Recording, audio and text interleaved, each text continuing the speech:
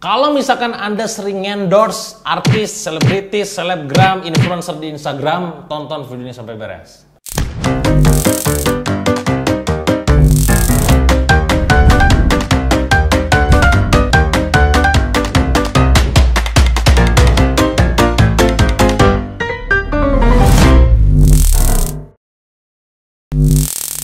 Di video kali ini saya ingin cerita tentang kesalahan fatal yang sering kali terjadi para pengguna Instagram, para pemain Instagram, pebisnis online yang main di Instagram dalam masalah endorse ya. Jadi Anda seperti yang Anda ketahui bahwa endorse itu fenomena yang sangat sudah lama dilakukan oleh orang-orang pebisnis, terutama yang main di Instagram. Bayar endorse artis, selebgram gitu kan, influencer dan lain-lain. Nah, sayangnya adalah banyak di antara mereka yang itu ternyata curhat ke saya. Ternyata hasilnya gak maksimal.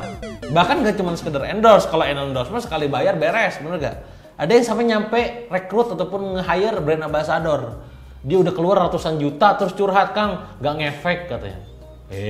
Yang salah siapa? Anda gak bisa nyalahin dia. Anda gak bisa nyalahin dia sebagai seorang artis ataupun influencer ataupun selebgram. Yang salah adalah kita. Kenapa kita bayar dia gitu kan? Kenapa maunya percaya sama dia? Nah, apa saja kesalahannya dalam masalah ngambil ataupun mengangkat brand ambassador ataupun bayar endorse? Nomor satu, mereka ataupun kita itu seringkali hanya terpedaya dengan angka jumlah followers, bukan engagement. Maka sekali lagi, jangan terpana dengan yang namanya jumlah followers yang berjuta-juta. Anda perlu cek seberapa besar engagement rate-nya. Di video sebelumnya saya sudah cerita tentang gimana cara naikin engagement rate dan Anda bisa tonton ulang di situ. Ingat, engagement rate perlu lebih Anda lihat dibandingkan followersnya, jumlah followersnya. Mending jumlah followersnya dikit, ya tentu gak dikit banget gitu ya, 10.000, 100.000 gitu ya, dibandingkan followersnya jutaan tapi engagementnya kurang. Jadi poinnya adalah jangan sampai hanya melihat followers saja, follower besar. Anda harus lihat juga engagement rate-nya. Bagaimana cara tahu engagement rate-nya? Anda bisa cek dari berbagai kalkulator untuk ngecek engagement rate, angkanya.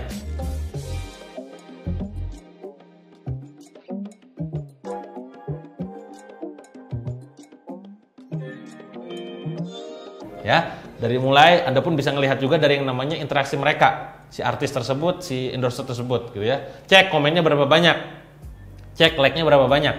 Kalau bicara masalah save-nya Anda nggak bisa lihat, tapi kalau like dan komennya bisa Anda lihat. Itu nomor satu. Jangan cuman sekedar ngelihat jumlah follower saja, harus ngelihat engagement rate-nya. Wahid ya. Dua, apa yang sering kali terjadi kesalahannya adalah mereka cuman sekedar foto saja. Sekali lagi, hanya sekedar minta fotonya saja, tanpa adanya boosting di akunnya. Ya, ini miskonsepsi tentang endorse. Padahal endorse itu yang mahal adalah authority dari orangnya, authority dari akunnya.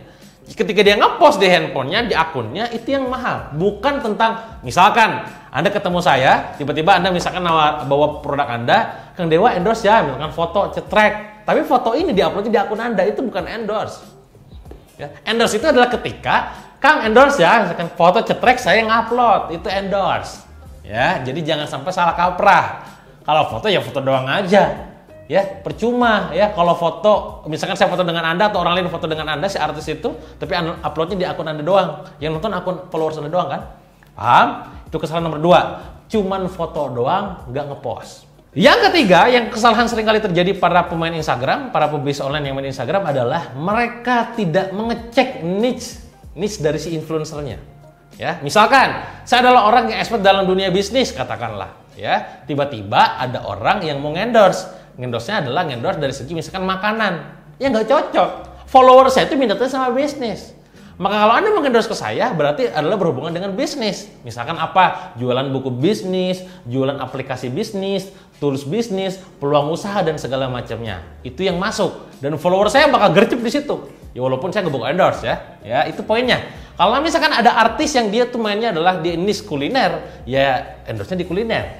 Kalau dia misalkan niche-nya adalah dunia tentang yang namanya kecantikan, ya dunia kecantikan juga, skincare dan kosmetik. Nah seringkali kesalahan fatalnya adalah pada saat orang lain ngendorse, Anda ngendorse itu nggak ngelihat niche dari si artisnya. Nggak cocok gitu loh. Ingat, mendingan dikit tapi responsif, tertarget dan segmented daripada banyak tapi ternyata followersnya yang nggak sesuai. Kita misalkan jualan produk, misalkan buku. misalkan kita ngajak endorse orang yang akunnya tuh bisa nyampe 10 juta orang, yang ternyata followersnya tuh bucin-bucin gitu ya, ataupun anak-anak alay gitu ya, yang dia tuh gak suka baca, dia tuh sukanya nonton dan menghujat misalkan gitu ya, yang nggak cocok. Jadi please, Anda jangan sampai ngelakuin kesalahan ini lagi. Ya, ingat nomor 1 adalah jangan cuma sekedar ngeliat angka follower, lihat engagement rate. Kedua adalah jangan cuma sekedar minta foto, pastikan dia posting. Dan yang ketiga adalah jangan sampai akunnya itu tidak sesuai dengan niche Anda, harus benar-benar sesuai. Dan seperti biasa, kalau Anda mau jualannya laris manis, gunakan platform Belanja Bio. Cek belanjabio.com lagi.